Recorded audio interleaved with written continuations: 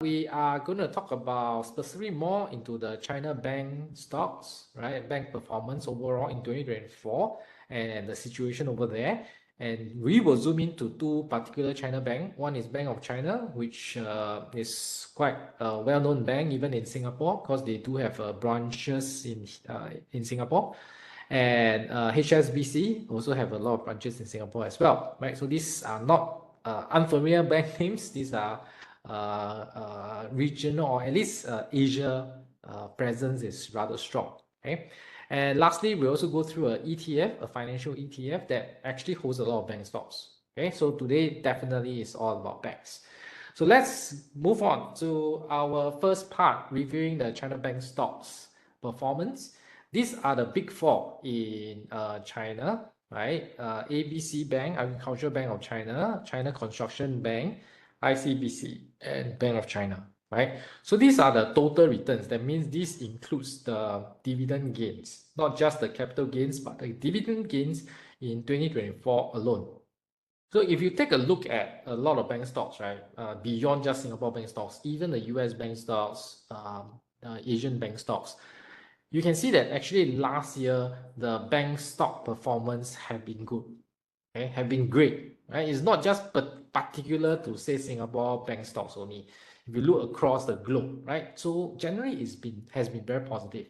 I just want to get some interaction with you, right? Would you be able to tell me, or what do you think? Why are the bank stocks rallying last year? Why are the bank stocks rallying last year? What's a good reason? Although we won't know exactly what is the factor, but we can make an educated guess. Right? What do you guys think?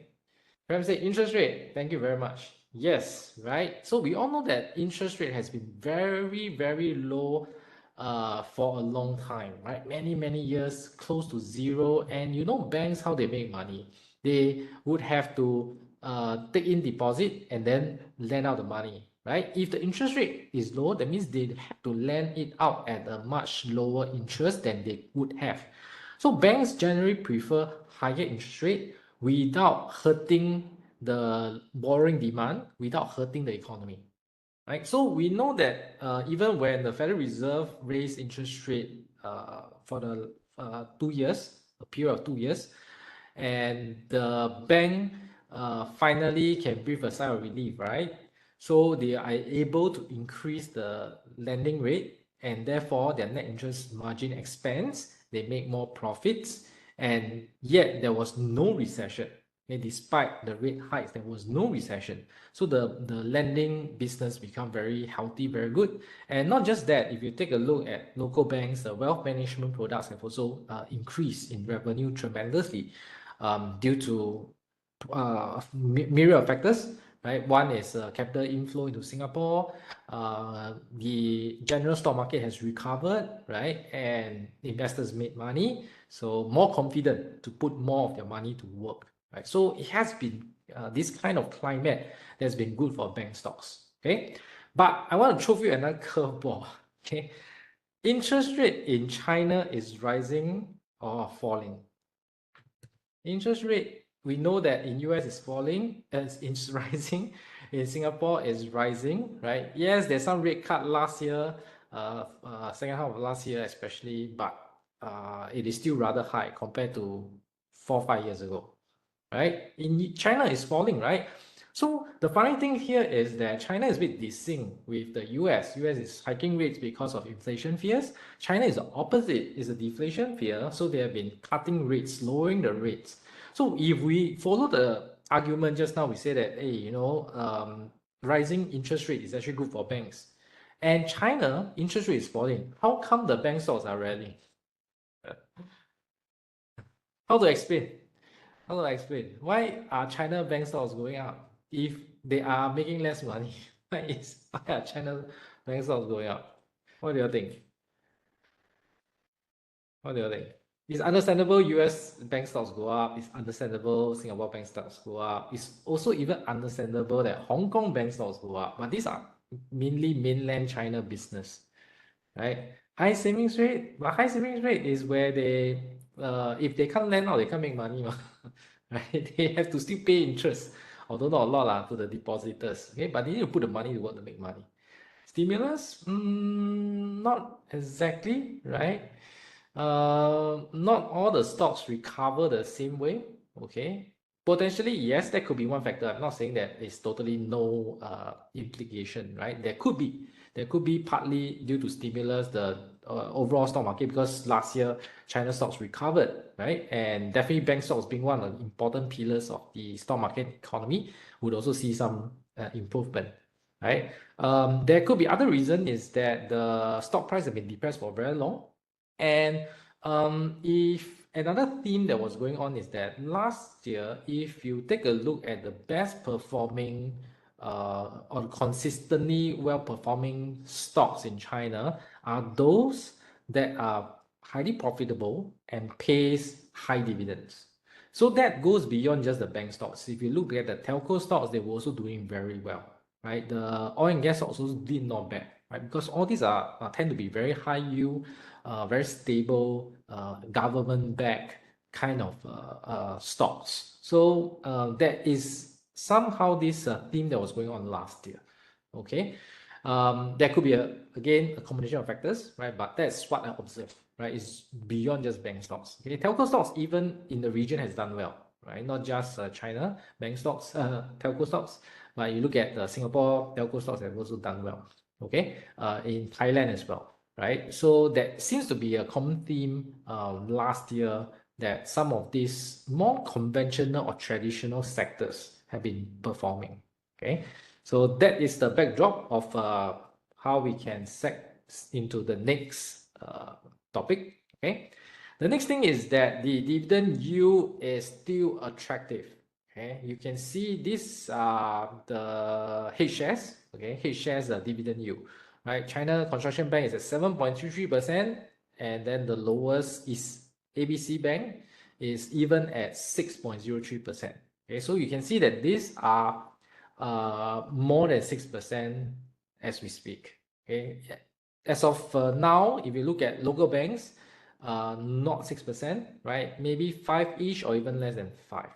Okay, that is why I think that investors are starting to look for higher yields, right? Because they feel that probably the local banks, the valuation seems to be a bit higher on the other side, right? So what about these China banks then? Okay, one of the concern that investors have definitely is related to the property crisis in China, correct? And in the early days of the property crisis, a lot of people were afraid not just the developers were going to default or even belly up. They were also concerned about the banks, because the banks lend a lot of money to the developers as well as the home buyers, not just the developers. So they have both sides of the loan book that they need to manage, right, in the property crisis. And what we want to discuss here is that I want to rewind back to that time. That was around end 2021 when Evergrande default. It was a big thing. I don't know whether you all remember or not. Okay, I don't remember.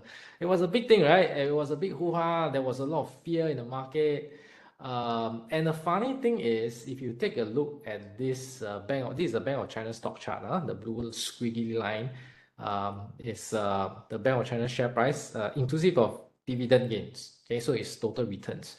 And the funny thing is that even after Evergrande default, even after the concern about banks in China, the share price did not tank. In fact, it went up over time.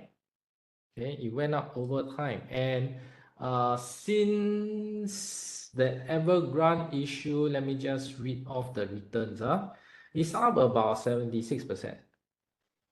Okay, despite the Evergrande issue, right? So this shows that sometimes certain risks are, of course, risks need to be respected, but sometimes certain risks are also overblown. Okay? Especially in the media, we read a lot of bad news. They tend to emphasize on that, and that will naturally scare people. Okay, and that's natural, right? So one thing to take note is that when you invest, you need to think more critically, not react emotionally. Okay, because if we take a look at the fundamentals, right, whether is it true or not, okay, let's look at Bank of China's revenue segments. How do they make money? A majority of, let's look at geography first, right? It's not surprising, 78% come from mainland China and another 18% come from Hong Kong. So the exposure is really largely China itself. Very few, less than 5% is from outside of China, mainland and Hong Kong, okay? And if you take a look at the breakdown, right, about half is from personal, okay, they break it down to personal banking, and then another 36% comes from corporate banking, which is to companies, right? So the rest are treasuries, insurance, not very big amount. And that still don't give us a good sensing, right? How much of the exposure is it to the property, right, to real estate? Okay, so when we want to do this kind of assessment, certain impact, we need to drill down deeper, especially breaking down the revenue. And this is further details, right, as of end 2023, right, because we don't have the 2024 numbers yet. Okay, we can see that the under corporate loans in mainland China, because that's where most of the risks are, right, you can see that their real estate exposure is 4.39%. It's not a very big number, right? If you realize, okay? And this number has been decreasing. Used to be 4.42% in 2022, it reduces to 4.39. But don't forget, it's not just the developer loans. There's also loan to the individuals, okay, which will be captured under personal loan. But unfortunately, we don't have a breakdown from this table, okay? But from another research by S&P Global, I found that at the end of 2023, the total exposure for Bank of China to real estate is about 31.42% of the total loan book.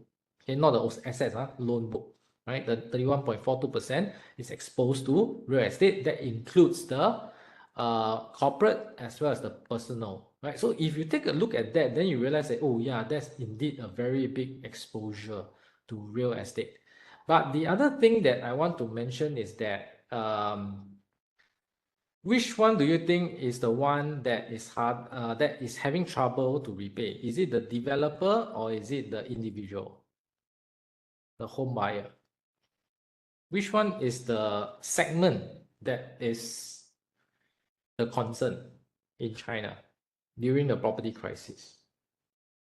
Is it the individual home buyer cannot repay or is it the developer cannot repay? Which one? Then yes, both. PL say developer, NG say developer, Sean say developer, Raider say developer. Thank you. Right? It is because it's like your Sunac that's defaulting, your Evergrande that's defaulting.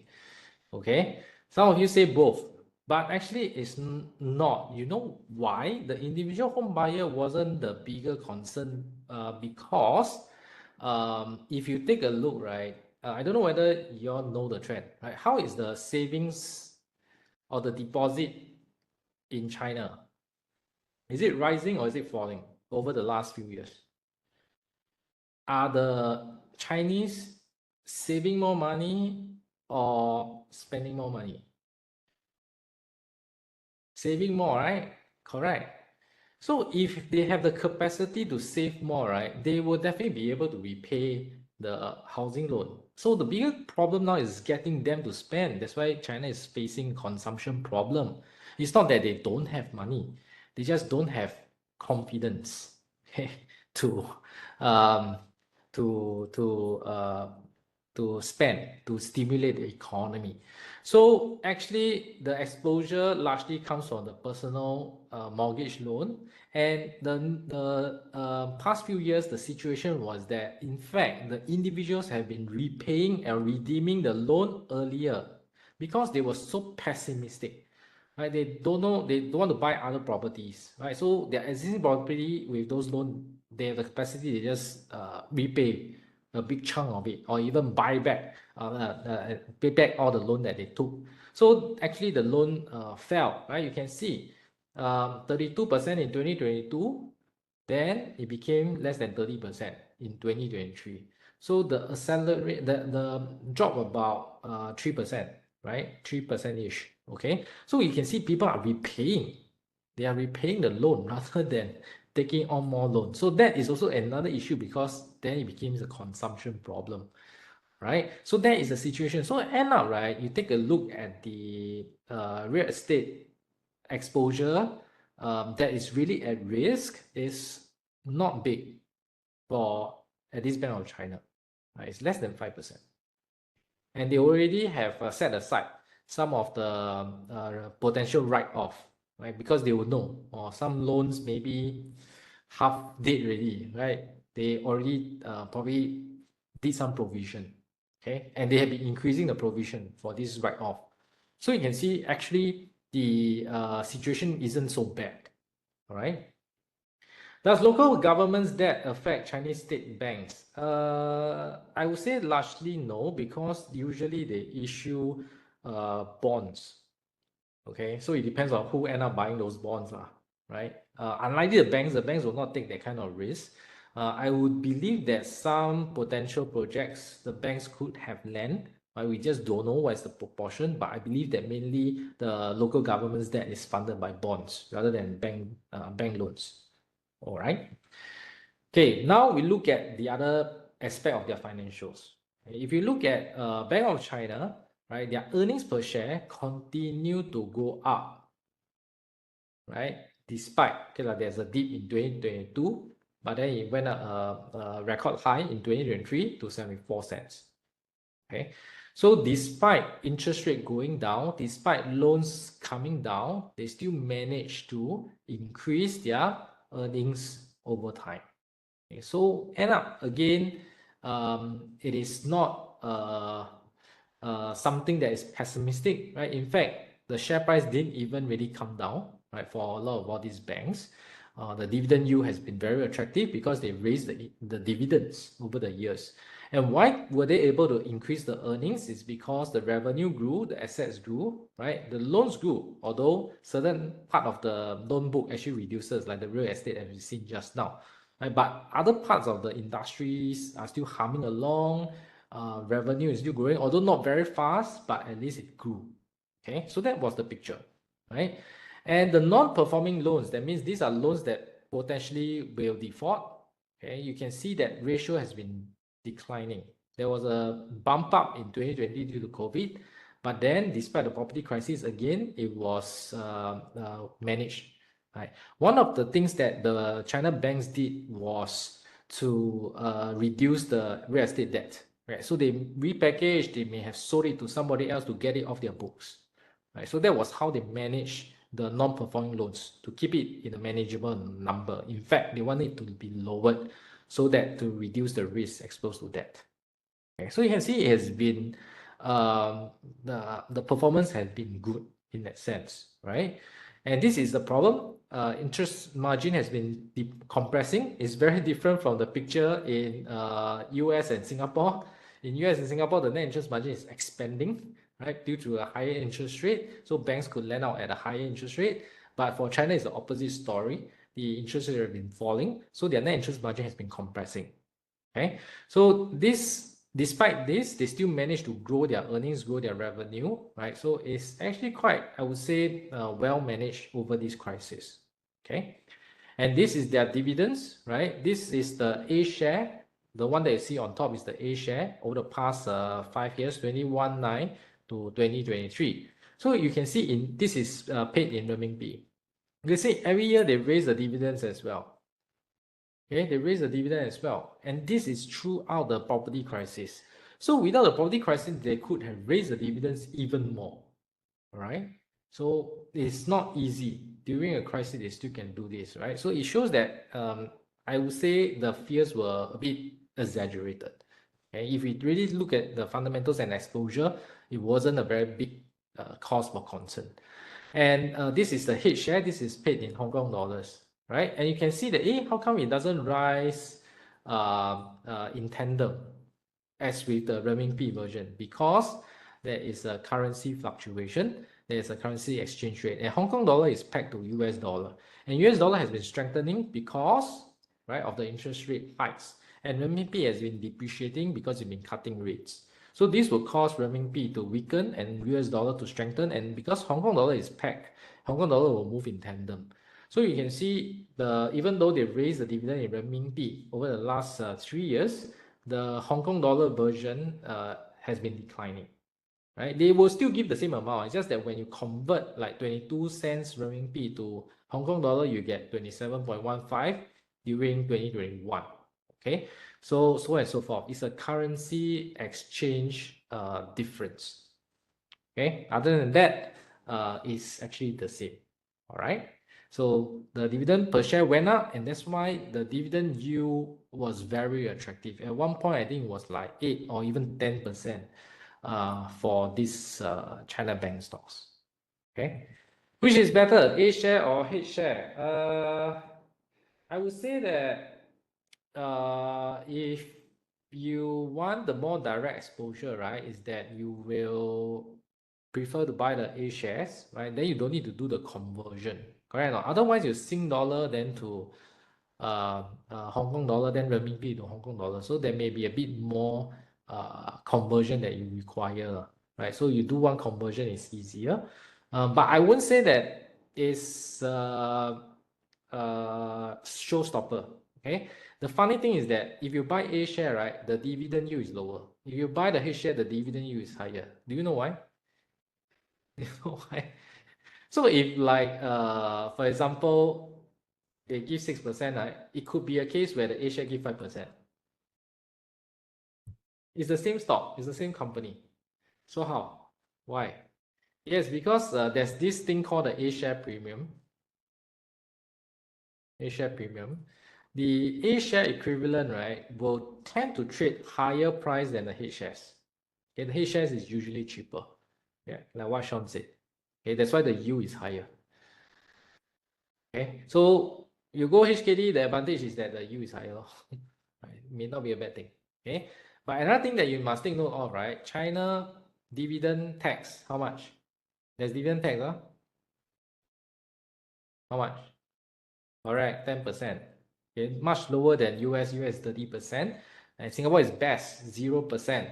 Right? That's why you should always, if you like dividend, you should always look in Singapore first before you want to diversify globally. Right? So dividend tax 10%. So do remember that it is not the nominal dividend yield that you are seeing, that you're finally getting. You still need less of about 10%. Okay, whether is it listed in it is not, doesn't mean you buy the Hong Kong dollar one, you got no tax, because Hong Kong also have no dividend taxation. The Commonwealth country don't have, right? Because inherited the British law. It's based on the company's domicile, right? So for Bank of China, is domiciled in China. Whether it's listed in mainland China as an A share or they list in Hong Kong as a H share, both will be applied with a 10% withholding tax.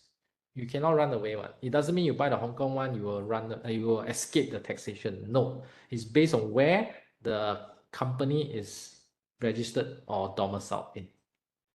All right, can Can you provide your views on whose personal loans related to the troubled real estate developers? I guess the personal loans will progressively release as their housing projects were constructed. What will be the impact to those loans when the developers went underwater?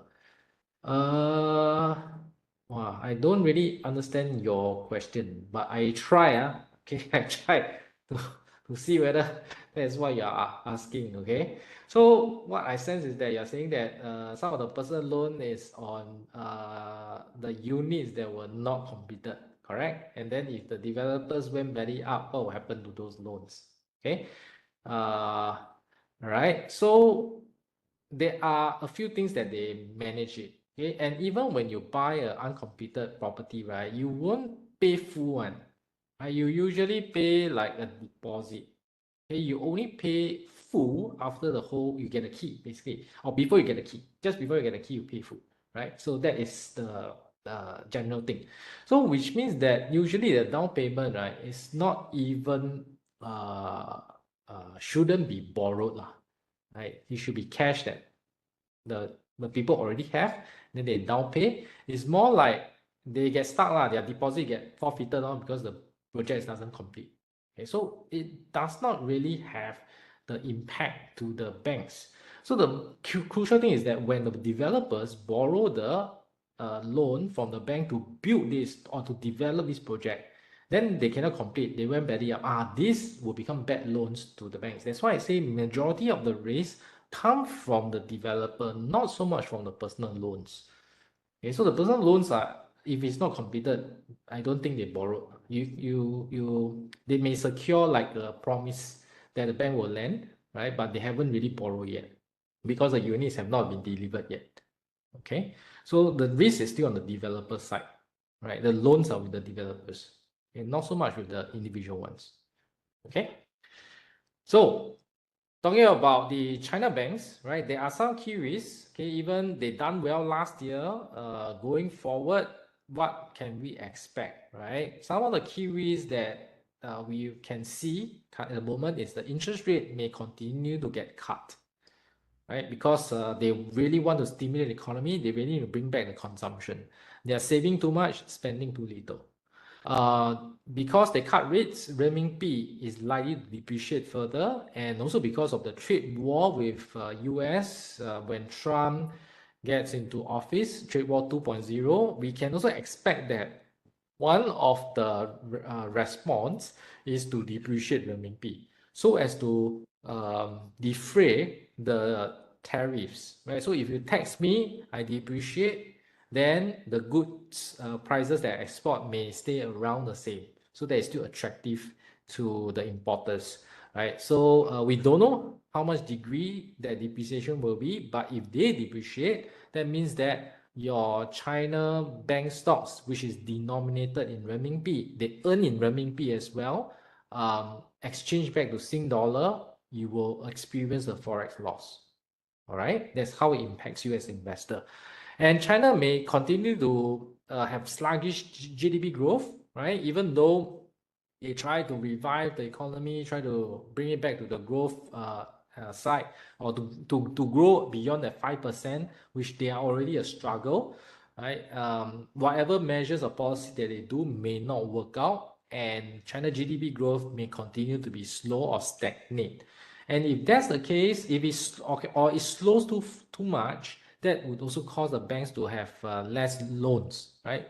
Oh, even the last few years, China has been growing, so the banks were still making more money, right? But if the GDP growth falls below the target or become very, really very slow, right, close to 0%, which I don't think so, right? But that's a possibility.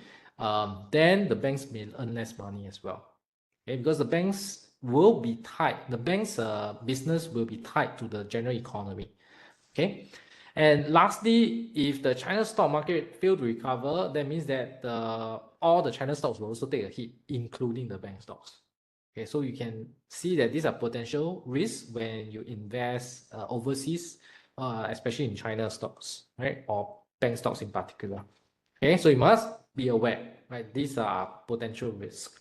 And now let's look at Bank of China price ratios. Okay, so I usually like to compare with their 5-year average, right, on certain relevant metrics. Like for example, price to book is relevant for banks because it's the assets that's valuable, right? So the price to book is about 0.44 times versus the 5-year average is about 0.4 times. Okay, PE ratio is 4.9x versus 3.8x 5-year average, right? You can see actually very low, single digit PE. I don't think our local banks is a single digit. I think our local bank is probably about 15 times currently. Right? Price to book definitely more than 1 already. Okay, but you cannot compare. One word of caution, right, is that you cannot compare China bank stocks against a Singapore bank.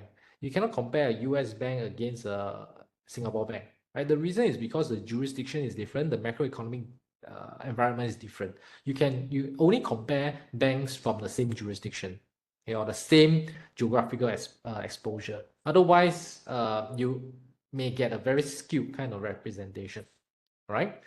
Then dividend yield is 6.6% versus 8%, right? So remember, you must minus that 10%. So minus 10%, you still get about 6%, okay, because it's about 0.66 now, right? So you still get about 6% yield for China Bank of China, sorry. And if you take a look at this comparison, it shows that the Bank of China currently is probably fairly priced. Okay, even though the yield is still high, the P is low, the price to book ratio is low. But if you compare to the 5-year average, it's actually not significantly higher. Sorry, it's not significantly lower, right? Because the bank price have risen quite a fair bit last year, right? More than 50%. So this is back to that fair price, right? It is not overvalued, right? Despite the last year rise. How you can look at this is that, are you happy with about 6% dividend yield? If you're happy with about 6% dividend yield, or you do have a certain particular view that it is a relatively better bet than, say, a non-dividend paying stock, when you want to ride the recovery in China, right? So those are potential consideration that you may have if you prefer to go with bank stocks like Bank of China, right? So I would say that they are fairly priced, they are not overvalued, right? But you must be okay with the yield they are offering, okay? So another piece of good news is there is do you know there's a Bank of China traded in SGX? I just want to get a sensing. Do you know? Do you know? Yes, no, yes, no. Do you know you can buy Bank of China in Singapore, in SGX? Okay, some yes, some no. All right.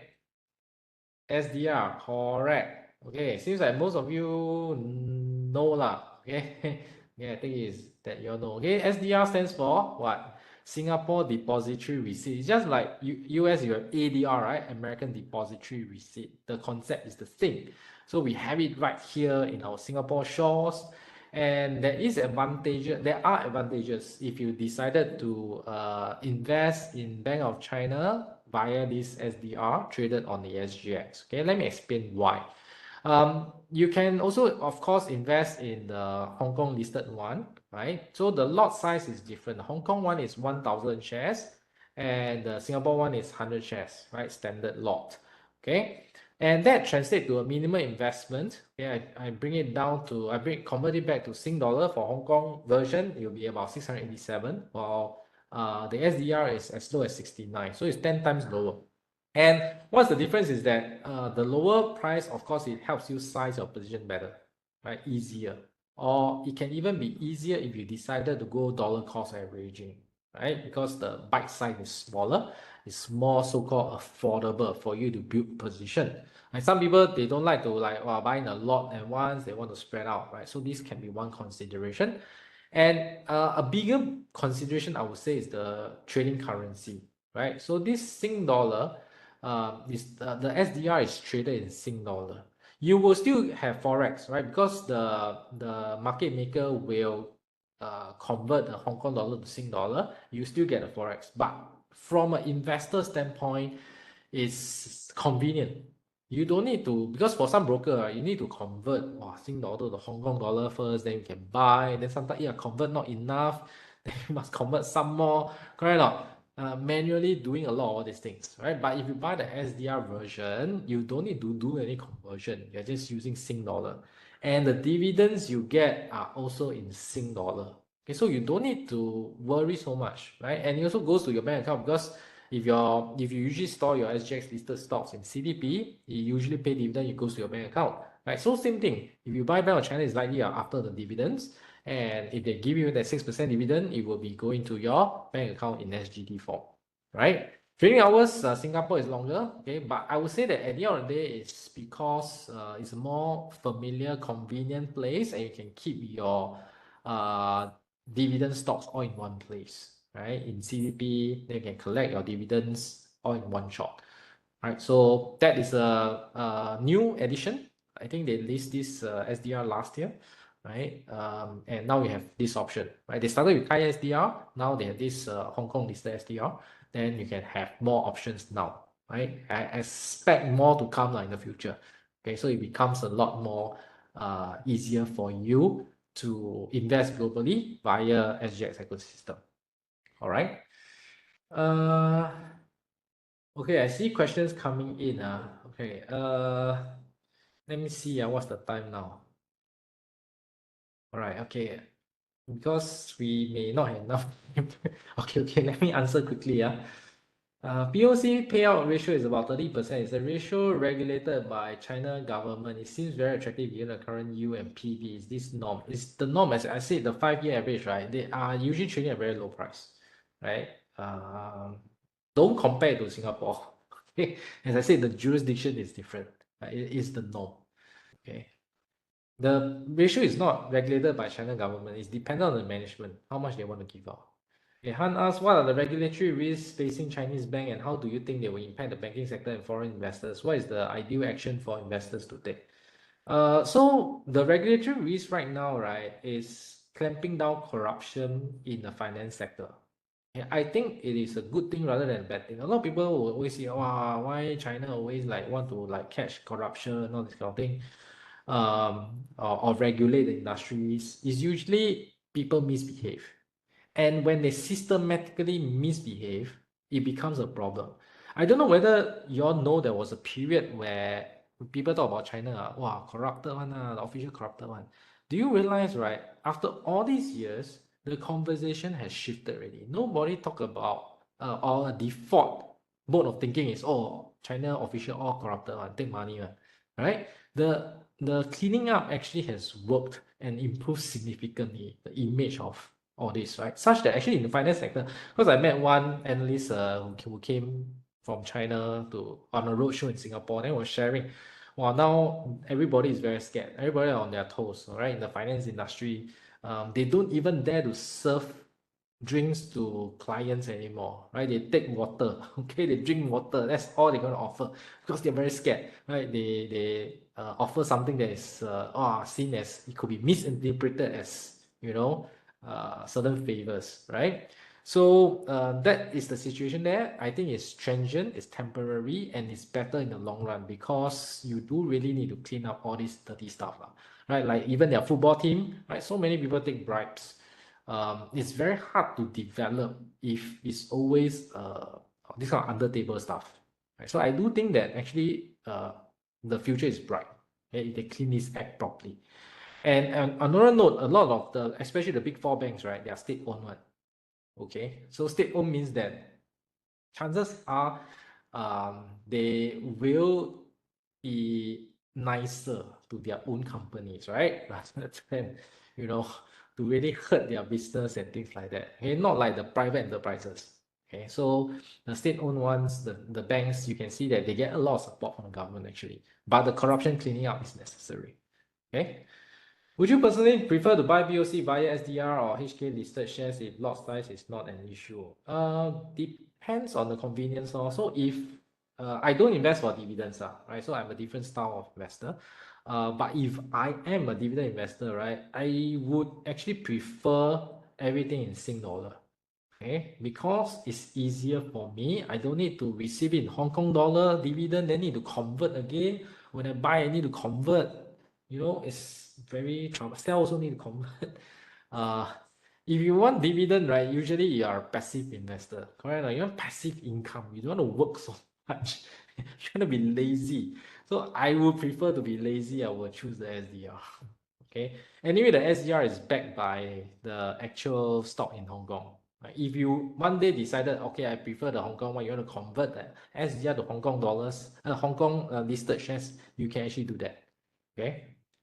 There's dividend handling fee for SDR compared to HK listed. How many percent? Actually, generally, you mean the SDR? SDR, I think is about 1%. It's not big. It's not a big amount. Besides usual brokerage fee and SGX charges when buying SDR, are there any SDR charges for ADR that are sponsoring bank charges? Don't have. It's the same.